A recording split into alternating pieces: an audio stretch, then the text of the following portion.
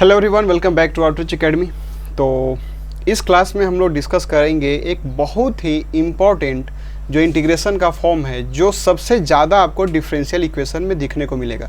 Specially जब हम पढ़ेंगे first order linear differential equation या फिर जब हम बर्नौली इक्वेशन पढ़ेंगे तो वहाँ पे आपको दिखेगा कि कोई भी ऐसा सवाल नहीं है जो बिना इंटीग्रेशन बाई पार्ट के बन जाए। तो आज का जो हमारा टॉपिक है वो है इंटीग्रेशन बाई पार्ट।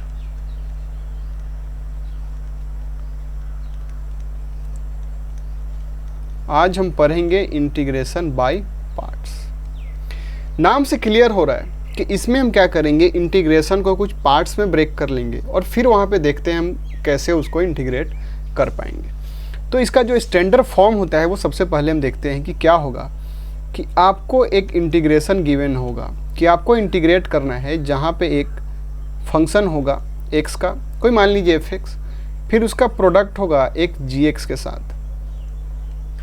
इसका आपको बोले जाएगा कि आप इसका क्या बताइए, इंटीग्रेशन बताइए। तो इसमें क्या करेंगे आप कि एक फंक्शन को आप एज इट इज रहने देंगे, जैसा का तैसा, fx जैसा था वैसा आप यहाँ उतार देंगे, इनटू जो दूसरा वाला है उसको आप इंटीग्रेट कर दीजिए इसके बगल में, ठीक है, माइनस बड़ा सा इंटीग्रेशन लीजिए। अब पहला वाला जो फंक्शन था उसको आप क्या करिए, डिफ्रेंशिएट कर दीजिए x के रिस्पेक्ट में, इनटू ये वाला टर्म यहाँ पे डाल दीजिए, यानी कि इंटीग्रेशन ऑफ gx, और इसका ओवरऑल फिर क्या लेना पड़ेगा यहाँ dx, और एंड में कांस्टेंट चिपका दीजिए। क्योंकि ये इंटीग्रेशन है। फिर से इसको हम लोग रिपीट करते हैं कि यहाँ पे दो फंक्शन का प्रोडक्ट है, एक fx है और एक gx है। इसको हम कैसे इंटीग्रेट करते हैं, फर्स्ट फंक्शन को हम जैसा का तैसा रहने देंगे और उसके साथ मल्टीप्लाई कर देंगे इंटीग्रेशन ऑफ gx। यहाँ पे हम कांस्टेंट को इन्वॉल्व नहीं करेंगे, माइनस उसके बाद हम क्या करेंगे, एफ डैश एक्स यानी एफ एक्स को डिफ्रेंशिएट कर देंगे और उसका प्रोडक्ट लेंगे किसका, जी एक्स के इंटीग्रेशन का, और फिर जो प्रोडक्ट मिलेगा उसका हम ओवरऑल क्या करेंगे, इंटीग्रेशन कर देंगे, और एंड में हम यहाँ पे कांस्टेंट लगा देंगे। तो कहने का मतलब ये हुआ कि एक बार आपने एफ एक्स और जी एक्स पता लगा लिया तो उसके बाद हमारे पास रेडीमेड फार्मूला है और इस फार्मूला में इसको हम पुट करेंगे और हमारा क्या आएगा, इंटीग्रेशन आ जाएगा। इसी को हम बोलते हैं इंटीग्रेशन बाय पार्ट्स, क्योंकि हम पार्ट बाय पार्ट कर लिए। इसको हमने एक एफ एक्स को एक तरफ कर लिया और जी एक्स को हमने एक तरफ कर लिया। अब एक छोटा सा यहाँ पे सवाल आपके दिमाग में आ सकता है कि यहाँ पे आपने F X into integration of G X D X minus F X को डिफ्रेंशिएट किया, उसको मल्टीप्लाई किया जी एक्स के इंटीग्रेशन के साथ, और फिर ओवरऑल आपने इंटीग्रेशन ले लिया। क्या मैं इसको ऐसे नहीं कर सकता था कि मैं यहाँ एफ एक्स ना लेके यहाँ से शुरू करता कि जी एक्स इंटू, अब इंटीग्रेशन किसका हो जाता, एफ एक्स का, माइनस जी डैश एक्स, और इंटीग्रेट हम इसको कर लेंगे एफ एक्स डी एक्स और प्लस सी। और ऐसा हम क्यों कर सकते हैं, क्योंकि अब दो फंक्शन को कैसे भी मल्टीप्लाई करिए, हम इसको ऐसे भी तो लिख सकते थे जी एक्स इंटू एफ एक्स, फिर भी कोई फ़र्क नहीं पड़ता हमारे रिजल्ट पे। तो यहाँ पे फर्स्ट फंक्शन जी एक्स हो जाता और यहाँ पे सेकेंड एफ एक्स हो जाता, तो फिर हम इसको ऐसे भी कर सकते थे। आप बिल्कुल ऐसे कर सकते हैं, आप ऐसे करिए या ऐसे करिए, बिल्कुल कर सकते हैं दोनों तरीके से। लेकिन यहाँ पे एक प्रॉब्लम है, प्रॉब्लम ये है कि इन दोनों में एक जो फंक्शन होगा उसका इंटीग्रेशन आपको इजीली अवेलेबल होगा, लेकिन दूसरे का इंटीग्रेशन आपको इजीली अवेलेबल नहीं होगा। तो इस केस में हमें क्या करना होता है कि अब जैसे मान लेते हैं कि मेरे पास x है और इनटू मान लीजिए कुछ भी यहाँ पे कोई कॉम्प्लेक्स है, मान लेते हैं साइन इनवर्स x dx। अब देखिए x को इंटीग्रेट करना कितना आसान है हमारे लिए, एक्स स्क्वायर बाई 2, लेकिन साइन इनवर्स का इंटीग्रेशन कितना कॉम्प्लेक्स है। या मान लेते हैं यहाँ पे कोई ऐसा फंक्शन होता जिसका हमें इंटीग्रेशन ही नहीं पता है, तो उस केस में हम क्या करते, अगर मान लीजिए हम इसको एफ एक्स मानते और इसको जी एक्स मानते, तो आपको दिख रहा होगा कि जी एक्स का इंटीग्रेशन यहाँ है और यहाँ है, तो हमें दो बार जी एक्स को इंटीग्रेट करना पड़ रहा है, और चूंकि इसका इंटीग्रेशन हमारे लिए टफ है तो इसीलिए इसको अगर हम जी एक्स मानना हमारे लिए बेवकूफ़ी होता। तो उस केस में क्या करते हैं, हम इसको जी एक्स मान लेते और इसको हम क्या करते हैं एफ एक्स। एफ एक्स मानने से क्या फ़ायदा होता है कि इसको बस यहाँ चिपकाना है और यहाँ इसको डिफ्रेंशिएट कर देना है, और किसी भी फंक्शन का डिफ्रेंशिएशन हमारे लिए आसान है, उसको हम इजीली कर सकते हैं, लेकिन किसी भी फंक्शन का इंटीग्रेशन हम नहीं कर सकते हैं, ये आपको पता होगा। तो इस केस में आपको दिख रहा होगा कि हम करने को तो इसको भी एफ एक्स मान सकते थे, जी एक्स मान सकते थे, लेकिन हमें फ़ायदा किस में हो रहा है जब हम इसको क्या मान रहे हैं, एफ एक्स मान रहे हैं। तो इसका मतलब ये हुआ कि दोनों फंक्शन में से हम किसी को भी एफ एक्स किसी को भी जी एक्स मान सकते हैं, लेकिन किसी एक केस में हमें फ़ायदा होगा, हमारा कैलकुलेशन आसान हो जाएगा, और दूसरे केस में कैलकुलेशन कॉम्प्लेक्स हो जाएगा। तो अब ये सवाल उठता है कि इसको हम कैसे आइडेंटिफाई करेंगे कि किसको हम एफ एक्स माने और किसको हम जी एक्स माने। तो इसके लिए हमारे पास बहुत ही एक अच्छा रूल है और फेमस रूल है जो शायद आपको पता होगा, जिसको हम बोलते हैं आइलेट।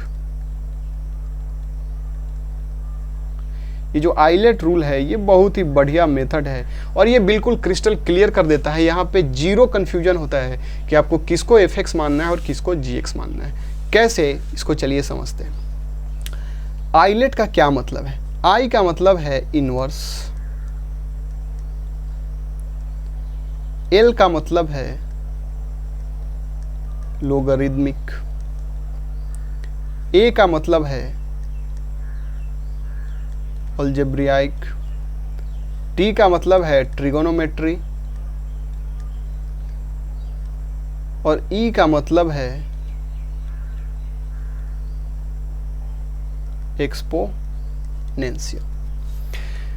ये जो दिया हुआ है सेम ऑर्डर में आपको क्या करना है, ये प्रायोरिटी ऑर्डर है, मतलब सेम ऑर्डर में आपको एज्यूम करना है। अगर मान लीजिए आपके पास अगर एक फंक्शन इन्वर्स फंक्शन है और उसका मल्टीप्लिकेशन है एक लोगरिथमिक फंक्शन के साथ, तो आप किसको मानेंगे फर्स्ट और किसको मानेंगे सेकेंड? तो उसको जानने के लिए हम आएंगे आइलेट के पास। आइलेट में देखेंगे पहले कौन है इन दोनों में, आई और एल। आई और एल में देखिए आई पहले है, इसका मतलब हम आई को क्या मानेंगे फर्स्ट फंक्शन और एल को क्या मानेंगे सेकेंड फंक्शन। यानी कि अगर इन्वर्स फंक्शन और लोगरिथमिक फंक्शन का अगर मल्टीप्लिकेशन होगा तो हम फर्स्ट फंक्शन किसको मानेंगे, इन्वर्स फंक्शन को, और लोगरिथमिक फंक्शन किसको मानेंगे, सेकेंड फंक्शन किसको मानेंगे, लोगरिथमिक फंक्शन को। उसी तरीके से अगर मान लीजिए हमारे पास एक अलजेब्राइक फंक्शन है इनटू एक लोगरिथमिक फंक्शन है। अब यहाँ पे अब हम क्या करेंगे, हम यहाँ पे जाएंगे। अब देखिए अलजेब्राइक और लोगरिथमिक में पहले कौन है, लोगरिथमिक, तो हम लोगरिथमिक को क्या मानेंगे फर्स्ट फंक्शन, चाहे वो बाद में मल्टीप्लाई हुआ होगा, पहले इसको मानेंगे हम फर्स्ट फंक्शन और इसको क्या मानेंगे सेकेंड फंक्शन। उसी तरीके से अगर मान लीजिए हमारे पास एक लोगरिथमिक है और इनटू एक्सपोनेंशियल का मल्टीप्लिकेशन है, तो हम किसको फर्स्ट मानेंगे, लोगरिथमिक को। क्यों? क्योंकि आइलेट रूल में एल जो है वो एक्सपोनेंशियल से पहले आता है और एक्सपोनेंशियल एल के बाद में आता है। आई होप इतना आपको क्लियर हो गया। अब छोटा सा मैं एक ब्रीफ आपको इन्फॉर्मेशन दे दूँ कि इन्वर्स किसको बोलते हैं। इन्वर्स फंक्शन का मतलब होता है sine inverse X, cos inverse X, tan inverse X, sec cosec inverse, cot inverse. मतलब जो भी ट्रिगोनोमेट्री का इन्वर्स होता है उसको हम लेते हैं इन्वर्स फंक्शन के भीतर, इसका मतलब ये होता है। अब आप यहाँ पे कंफ्यूज मत होइएगा कि मैंने जो यहाँ पे एग्जाम्पल लिया था, यहाँ से कंफ्यूज मत होइएगा, क्योंकि मैंने यहाँ पे एक रैंडमली ले लिया था। हो सकता है कि एक से ज़्यादा आसान इसको करना, ठीक है, जब वो करेंगे तब हमें दिख जाएगा, तो इससे कंफ्यूज मत होइएगा। कहने का मतलब ये हुआ कि मेरा जो मेल गोल था वो ये समझाना था कि किसको हम फर्स्ट माने और किसको सेकंड मानने, इससे क्या फ़ायदा होता है, कैसे एक को अगर हम एफ एक्स मानते हैं तो उससे कॉम्प्लेक्स हो जाता है, अगर वहीं उसको हम जी एक्स मान लेंगे तो थोड़ा सिंप्लीफाई हो जाता है, ठीक है। तो इससे कन्फ्यूज नहीं होना है, ठीक है। तो एक्सपोनेंशियल इन्वर्स इसको बोलते हैं। लॉगरिथमिक जितना भी लॉग इन्वॉल्व होगा, लॉग एक्स या कुछ भी ऐसा होगा, उसको हम क्या बोलेंगे, लॉगरिथमिक। उसके बाद क्या है, अलजेब्राइक। अलजेब्राइक मतलब सिंपल पोलिनोमियल इन्वॉल्व होगा, like x square 2x plus या x टू द पावर 5, कुछ इस टाइप का, जो बस x का सिंपल फंक्शन होगा, ये क्या होगा, अलजेब्राइक होगा। अब ट्रिगोनोमेट्री आपको पता ही है, sine, cos, tan, cot, cosec, sec, ये सारे क्या होंगे, ट्रिगोनोमेट्री। एक्सपोनेंशियल होता है ये e to the power x या a to the power x, यानी कि वेरिएबल हमारा क्या हो, पावर में चला जाए और जो नीचे बेस है वो क्या हो, कांस्टेंट हो। तो ये सब किस में आता है, एक्सपोनेंशियल में आता है। तो आई होप आपको इतना समझ में आ गया कि इंटीग्रेशन बाय पार्ट क्या होता है। ये बहुत ही इम्पोर्टेंट टॉपिक है। अभी तक मान लीजिए कि जितना हमने इंटीग्रेशन सीखा उससे ये सबसे ज़्यादा इम्पोर्टेंट है, क्योंकि जो डिफरेंशियल इक्वेशन जो हम पढ़ेंगे उसमें जो first order linear differential equation है उससे क्वेश्चन आने का प्रोबेबिलिटी 100% है, और वो क्वेश्चन इसके बिना सॉल्व ही नहीं होगा। तो इसीलिए बहुत इंपॉर्टेंट है, इसको अच्छे से सीख लीजिए, और मैंने जितना बताया इतना सफिशियंट है। अब चलिए कुछ क्वेश्चन करते हैं इस पर, तो आपको और एक अच्छा क्लैरिटी मिलेगा। तो हमारे पास एक क्वेश्चन है x into E to the power x, एक बहुत सिंप्लीफाइड इंटीग्रेशन है। अब इसको हम देखिए कैसे करते हैं। अब देखिए, इसको करने से पहले आप थोड़ा सोचिए कि अगर मान लीजिए इंटीग्रेशन बाय पार्ट्स आपको नहीं पता होता तो क्या इसको सॉल्व कर पाते। आप इसको जरूर सोचिएगा, जितना हमने कॉन्सेप्ट सीखा है सब्स्टिट्यूशन मेथड का या नॉर्मल मेथड या कुछ भी, उससे इसको करने का कोशिश जरूर कीजिएगा। अब यहाँ पे हम क्या करते हैं, इसको बाई पार्ट से सीखते हैं। अब देखिए यहाँ पे दो फंक्शन है, ये आपको दिख रहा है कि ये क्या है, अलजेब्राइक फंक्शन, और ये कौन सा है, एक्सपोनेंशियल फंक्शन। अब बताइए, हम आइलेट के पास जाएंगे तो एक्सपोनेंशियल फंक्शन क्या है, सबसे एंड में है, और उससे पहले क्या है, अलजेब्राइक फंक्शन है। तो इसीलिए हम फर्स्ट फंक्शन किसको मानेंगे, अलजेब्राइक फंक्शन को। तो हम कैसे लिखते हैं, first function as it is और integration of second function minus first function का डिफरेंशिएशन, यानी x का 1 हो जाएगा, into integration of second function dx, और ओवरऑल जो यहाँ पे आएगा इसका dx, और कांस्टेंट को हम एंड में लगाएंगे, इधर बीच में कहीं नहीं लगाएंगे। अब हमें ये क्या मिल जाएगा, x into E to the power x का इंटीग्रेशन क्या है, ex, माइनस भीतर यहाँ पे ex और dx प्लस c, फिर से हमें क्या मिल जाएगा, x E to the power x minus ex plus c, यानी इसको हम लिख सकते हैं e to the power x x minus 1 plus c। कितना आसानी से आ गया। अब चलिए इसको हम उल्टा करके देखते हैं। हम आइलेट को फॉलो नहीं करते, हम क्या करते हैं, हम first function e to the power x को ही मान लेते हैं। तो देखते हैं क्या होता है। तो क्या होगा, first function as it is और इंटीग्रेशन ऑफ x, और x का इंटीग्रेशन क्या होता है, x square 2, minus first function का डिफरेंशिएशन, यानी e to the power x का डिफरेंशिएशन क्या हो जाएगा, e to the power x ही हो जाएगा, और इनटू जब इंटीग्रेट करेंगे x को तो हमें मिल जाएगा x स्क्वायर बाई 2 dx। अब देखिए, ये फिर हमें यहाँ पे कॉम्प्लेक्स मिल गया। अब फिर से यहाँ पे हमें क्या करना पड़ेगा, बाई पार्ट करना पड़ेगा। फिर जब हम बाई पार्ट करेंगे तो x स्क्वायर था, x क्यूब आएगा, x टू द पावर 4। तो आपको दिख रहा है ना, ये कभी सॉल्व ही नहीं होगा, ये इनफाइनाइटली चलता चला जाएगा। तो ये बेनिफिट होता है आपको ये सोचने का कि किसको हम fx मान सकते हैं और किसको gx मान सकते हैं। तो आई होप आपको इतना क्लियर हुआ। अब चलिए हम कुछ और क्वेश्चन करते हैं। एक ये क्वेश्चन ले लेते हैं हम लोग, x into sine to the power 3x dx। अब फिर से आपको यहाँ पे क्या दिख रहा है, एक अलजेब्राइक फंक्शन दिख रहा होगा, और उसके बगल में आपको क्या दिख रहा है, ट्रिगोनोमेट्रिक फंक्शन। तो हम चलते हैं आइलेट के पास। तो आइलेट में ये रहा ट्रिगोनोमेट्री और ये अलजेब्राइक, मतलब अलजेब्राइक पहले है तो हम फर्स्ट फंक्शन किसको मानेंगे, अलजेब्राइक को, यानी x को, और वो क्या होता है, first function as it is into integration of second function. तो सेकेंड फंक्शन का इंटीग्रेशन माइनस फर्स्ट फंक्शन का डिफरेंशिएशन, तो x का differentiation 1 into integration of sine 3x dx, और यहाँ से जो आएगा उसका dx, चलिए यहाँ कांस्टेंट। अब x साइन 3x का इंटीग्रेशन क्या हो जाएगा, ये हो जाएगा माइनस कॉस 3x/3, माइनस इसका क्या हो जाएगा, माइनस कॉस 3x/3 dx। इस माइनस को हम बाहर ला लेते हैं तो ये प्लस हो जाएगा।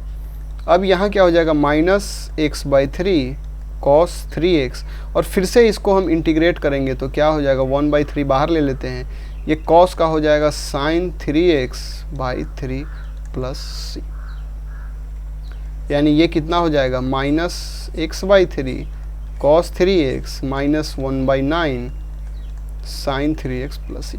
तो देखिए कितना आसानी से ये सॉल्व हो गया, हमें इसमें कुछ भी मैनिपुलेट करना या दिमाग लगाने का हमें ज़रूरत पड़ा ही नहीं, दिमाग पे हमारे कोई बर्डन आया ही नहीं। तो आई होप ये इंटीग्रेशन बाय पार्ट समझ में आ गया होगा, और जितना मैंने इंटीग्रेशन में आपको बताया इतना मोर देन सफिशिएंट है डिफरेंशियल इक्वेशन को सॉल्व करने के लिए।